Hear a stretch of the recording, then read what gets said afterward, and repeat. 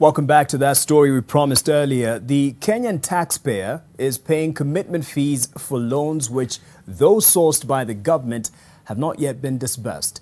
As of June 30th, a total of 1.7 billion shillings was drawn from the public coffers and paid as commitment fees for loans yet to be disbursed. The Controller of Budget is now calling for cancellation of loans worth 134 billion shillings in order to spare the taxpayer further commitment fees. Julian Samboko has more details from the Controller of Budget's presentation before the Senate's Finance and Budget Committee. A day after the Central Bank of Kenya tabled its report regarding Kenya's debt position before the Senate Finance and Budget Committee, the Office of the Controller of Budget went on a no-holds-barred submission before the same committee.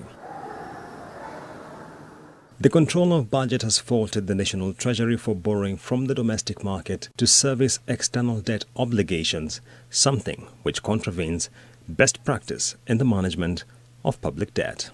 According to the Controller of Budget, the National Treasury on the 16th of August made a public debt repayment request amounting to 15 billion shillings, 98% of which was used to settle obligations attached to syndicated loans, with the remaining 2% used in servicing concessional loan obligations.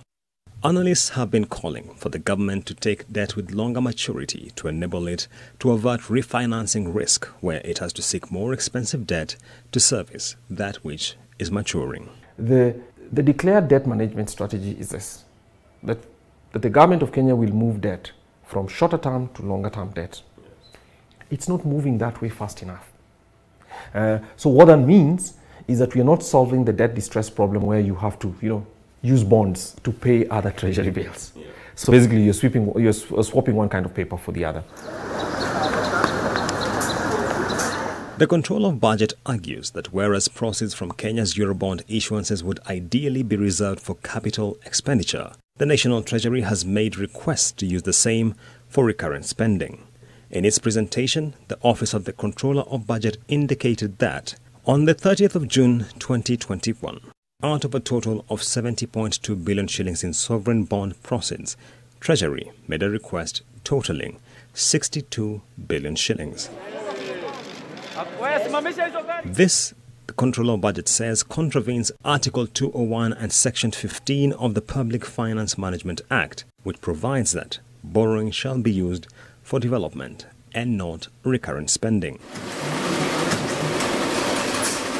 According to the Controller of Budget, Kenya's public debt now stands at 7.7 trillion shillings, 52% of which is denominated in foreign currency. The size of debt guaranteed by the taxpayer now stands at 162 billion shillings, half of which is attributable to the national flag carrier, Kenya Airways.